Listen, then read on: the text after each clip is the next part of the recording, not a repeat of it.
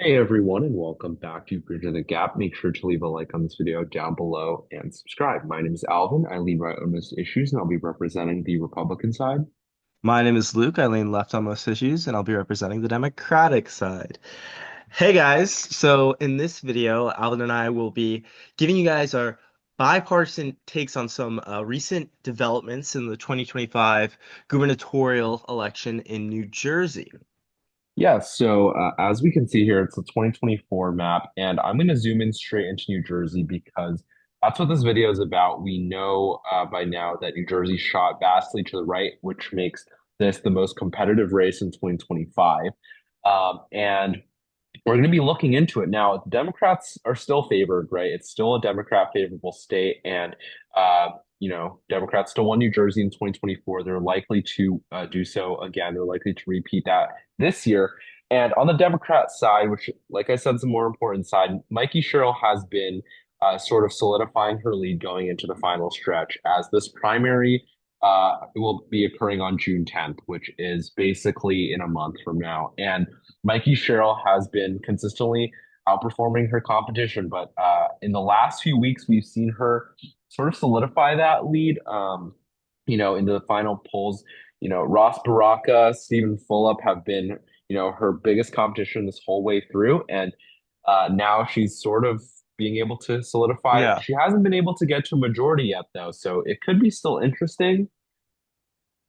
Yeah, we're I think the most interesting like bits of information are the three independent polls that have recently Correct. been released. You can see like Cheryl comfortably leading all of them. I think like this is interesting because like as you can see on the side here with our little graphic here, most of the polls released so far this cycle for this election have just been like internal polls by some of the candidates. So having some independent polls is like kind of refreshing and kind of gives us a better idea of who might be leading. And you can kind of see in all three of these polls, Cheryl has a pretty decent lead.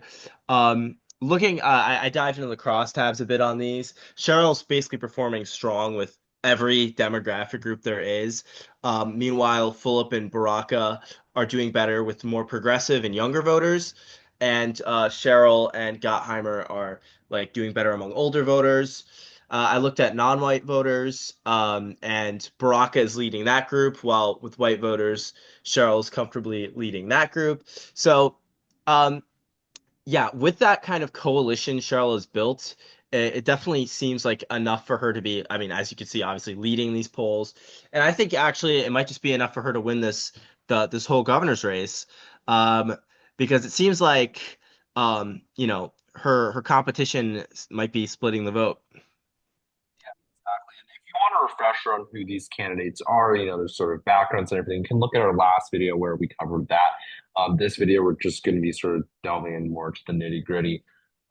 And I think we should now talk about some of the more recent events because there's sort of been chaos in New Jersey recently. Most notably, you had one of the candidates, Ross Baraka, the mayor of Newark, get arrested Yeah, by um, you know, law enforcement, and that is a big federal development. law enforcement. Yeah. Yeah, federal law enforcement. Now, we won't really discuss the exact merits of that in this video. What we will talk about though is about how that, you can sort of see how he's improved in the polls post arrest. I mean, I know this one is his internal, but even here, you can see that he's jumped, ahead of Philip in one poll, tied him another. But the thing is, that really puts his name. He got his name into the spotlight. I don't know if this is intentional or not, but this is definitely something that got him into the national news. Got him. Uh, Most people that are politically engaged in New Jersey know about this, so that's definitely some more name recognition for him and he's able to say like, look, I'm the one that's standing up against Trump, and that could help him in a Democratic primary where people are trying to say like, I'm the best person to fight against Trump. Yeah, I mean, in terms of like how intentional it was, I'm not really sure, but I do think it No was one is, yeah. definitely a good move of him getting his name out there because yeah, like when we were both doing finals in university at the time this news broke. and I got a news alert from it, so it's definitely national. It hit national headlines, so he was kind of getting his name out there, for sure. And I think to some extent you could kind of see like a polling boost for him. Like I would say, like before, in the weeks prior to this, it was Cheryl in first place, Fulop generally in second, and I would say, with this, it probably brings Baraka up to around tied for second, if not overtaking Fulop here for second. But yeah, you can see that like kind of fight for second behind Cheryl right now. Um, so yeah, that's an interesting development. I kind of doubtful it's enough to kind of you know get the coalition he needs to outright win. But yeah, Yeah, I mean, I agree. I think what that might have done is actually just pulled Stiefel down. Fulp was seen as sort of being in second for a while. He had been building momentum. He had been circulating the state, but with Baraka, sort of the other progressive in that race, going up in name recognition, you can see Fulp's been dropping since these yeah, polls have been coming out, and also since that event in Newark. Back in the day, you saw Fulp peak at 35 cents. He had been building up his momentum for a while, and all the way at the bottom, he had been seen as peaking at 35 cents, like he could be coming up, but that coinciding with Baraka jumping from being on yeah, life support to having a outside shot. You can see that at the same time, Phillip's been decreasing. He's sort of splitting the vote with Baraka, and that lets Mikey Sherrill do well, especially when she probably won't be getting anywhere near a majority. Maybe she'll be hitting 30% or so, but yeah, nowhere close to majority. And Sean Spiller and Stephen Sweeney, they sort of have their own little core that's not expanding. So they're sort of stuck in their, around 10%. And you have Josh Gottheimer, who's been, blasting the state with the most ad money. He yeah, has been still pretty stagnant. He's getting the moderate Democrat vote. He's been getting some independents that are going to vote in the Dem primary, but that's about it.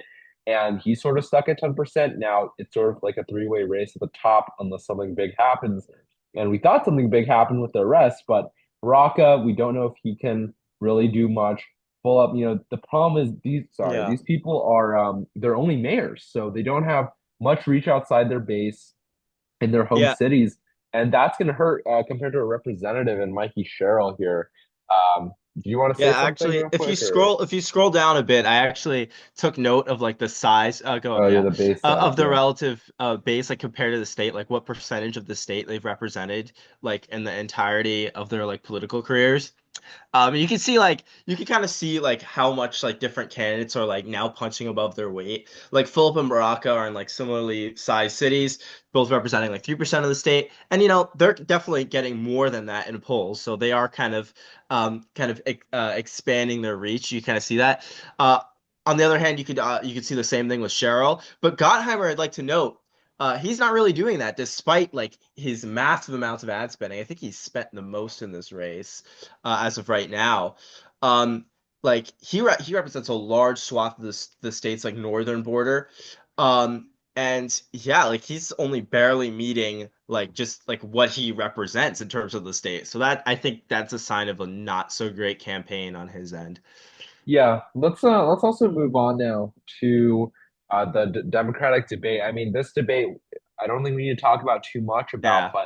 but we sort of just saw the candidates all fly at each other. We saw Baraka, Fulop, and Gottheimer really try to crack something in Cheryl, bring her off the top, but it seemingly did not work, and No.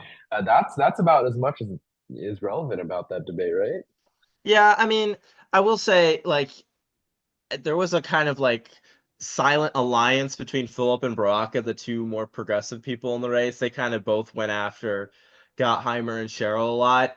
Um, but I don't really think it's gonna change anything. Like there was no like super viral moments. It was just yeah, like it was just like a normal sort of debate, I guess. There's another one, I think 2 days from now on the 18th. It might be a day. I mean, after the release of this video, it might be like only a day after, but yeah. So maybe there'll be something interesting there, but it seems like the debates are going to be pretty dry.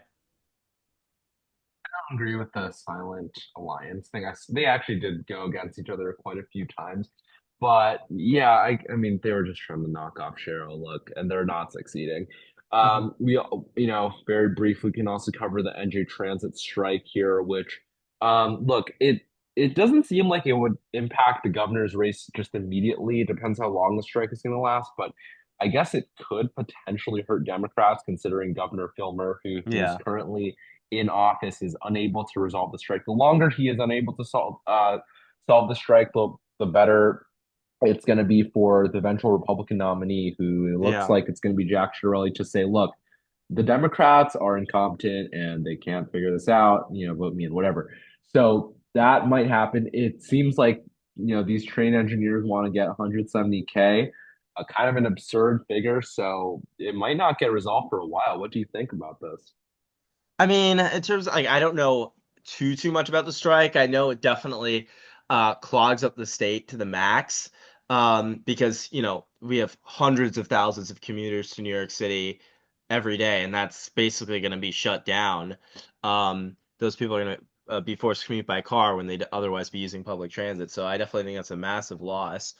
Um, yeah, I don't know much about the merits of the deal. I know strike workers are trying to get paid equal to or more than what similar um, workers make in the region, like New York City transit workers make. But yeah, I mean, I also know NJ Transit is not doing so great budget wise, so I don't even know how much we could afford to really give. So it's really a tough situation. I hope they can resolve it in a fair manner for both taxpayers and the people striking. So we'll have to see. Um, This union could sort of be a thorn in the side of the state for a while. It's a very important union, even though it's a very small one. You're only a couple hundred workers, but it's one that is crucial to the operation of the state. And the longer it goes on, the worse it'll be for New Jersey in general, and also for the Democrats in the race. And just transitioning over, I guess, the Republican side, very yes. briefly, all that there is to talk about is that Trump has endorsed Jack Ciattarelli, who I would say is not the most like Trumpy candidate, right? Like Bill No. Spadea was definitely the more Trumpy candidate, but looks like Trump finally got a strategic endorsement under his belt here, noting that Jack Ciattarelli did extraordinarily well in 2021, coming within 3 points of dethroning Phil Murphy off that governor's mansion. And look, New Jersey got a lot closer this time around, and I know the environment's going to likely be worse for Jack, considering that there isn't like sky high inflation that everyone's Yeah. blaming Biden for.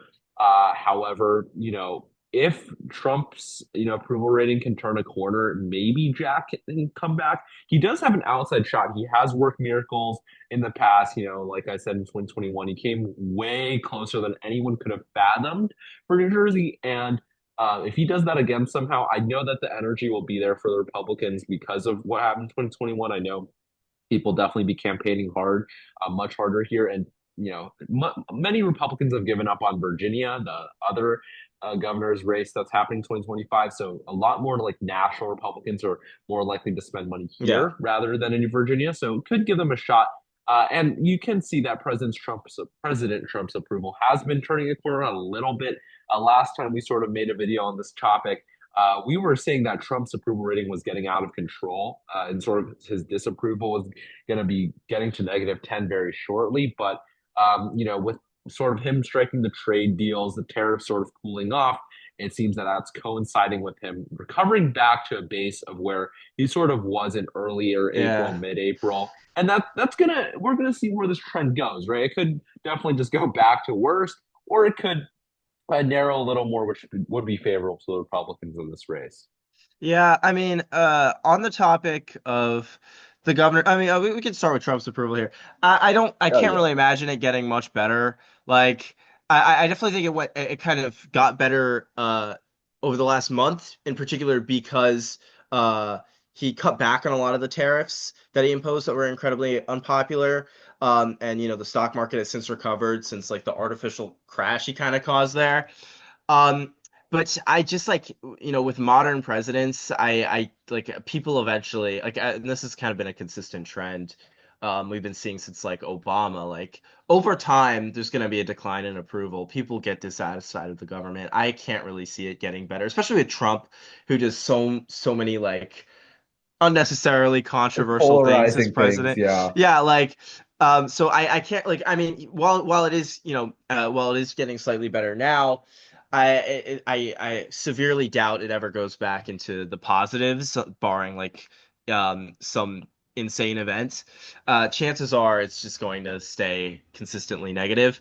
Um to the New Jersey race, the Republican primary is almost certainly over with the Trump endorsement. I think Jack Ciattarelli definitely takes it.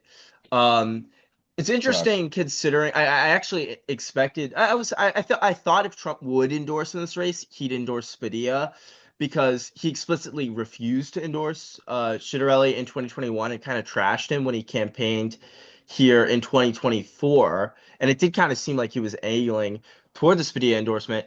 But at the end of the day, Jack Ciattarelli was always the kind of favorite for the primary, and I guess maybe Trump didn't want to tarnish his endorsement record or whatever.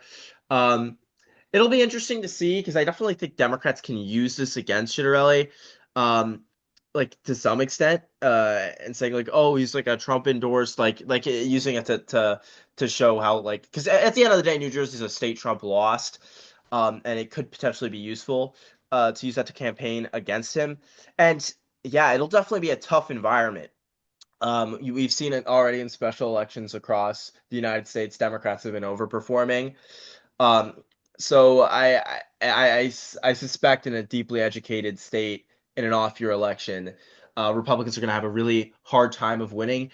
That's not to say that Ciattarelli doesn't have a chance, but because he does, he has a small chance of pulling it out.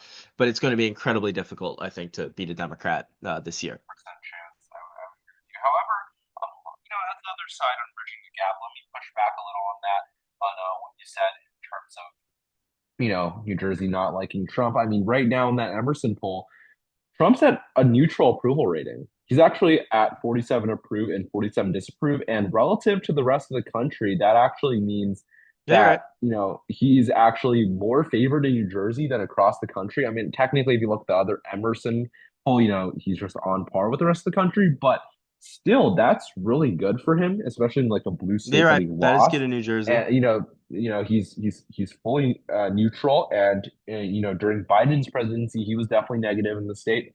And looking at the other important number, Governor Phil Murphy has a negative approval rating, and I'm sure it's going to get worse post strike. So look, this could mean that New Jersey's continuing the trend, right? Because you saw that trend in 2024. Could it be moving more? You can see 53 to 47. 53% want the next governor to work with Trump. 47 wanted to stand up against Trump. That's a positive number for Republicans here. So, and I'm only, I know you might say like, look, I'm only nitpicking this poll, but the problem is there aren't really any like Yeah, you're right. neutral polls. Rutgers is a honestly an abysmal poll. They did horribly in 2024. A Monmouth is decent, but they might have switched some things up, changing the STEM site. So really, Emerson, I think, is the best pollster here, and that's why this is going to be a thing that I'm going to talk about. And look, New Jersey's they're very focused on the economy. And so, yeah, like we'll see if the economy recovers. I think that's really just what Trump, the Republicans can run on, and changing, lowering tax is always a thing that they run on. And look, independents are 60-40 actually in terms of wanting, the governor to work with the president, 60% to 40% who want the governor to stand up to the president. So really, we can see that, more numbers here. 46% think the deportations of illegal aliens make their community more safe, and only 24% think it makes their community less safe. So these numbers look good for Yeah, for Republicans, like Republicans, yeah. the supporting the rest of Baraka. That's huge for Republicans. Like all these numbers in this poll, it seems like a very favorable poll for Republicans on all the questions later on. So this is a poll that's very good for Cheryl and very good for Republicans, honestly. If you can continue to see those numbers in the polls, that could be good. We're gonna definitely have to wait to see those head-to-head polls. I think the reason why we haven't been seeing head-to-head polls is because there's so many candidates. But once it's Cheryl v. Jack, as it probably will be, I think that's when you'll start seeing head-to-heads, and that's when we'll be able to give you a more accurate prediction on who will win, and the percent chance of an upset. Yeah, I definitely think yeah we've gotten zero head-to-head polls so far. I have a feeling that Cheryl, even like in Emerson, for example, I mean yeah, it is a pretty it just seemed like a pretty Republican favored poll. I'm skeptical Trump is that high in the state currently, considering he lost the state obviously in 2024. I struggle to see him improving that quickly. It's only been a couple months relative to 2024, but. Um, I do think Cheryl in particular would be in a good position to win this, just because she's beat Republicans in the state before, and she's from like a region. She's from that like suburban region in the state with a lot of swing voters, so they know her, and I do think she would be like especially favored. Like she has perks that help her in like a general, especially like compared to other Democratic candidates like Philip or Baraka. But yeah, Yeah, we'll have to wait and see. we'll definitely have to see on that. But look, things are going to be interesting in New Jersey, much more so than anywhere else. I think going down the Definitely stretch closer in than Virginia. 2025, you're going to want to pay attention to this race more than any other race. Um, and we'll be covering the other races shortly. I know there's been developments in New York and there's been developments Oh, in you're right. Virginia as well. So we'll definitely be hammering those out soon as school did let out, so we can finally have more videos come out. But anyways, thanks so much, guys, for watching this video. Like this video down below if you enjoyed, subscribe to the channel if you're new, and comment down below any future suggestions for videos as we always look at the comments. So thanks so much for watching and share this video with your family and friends. See you guys.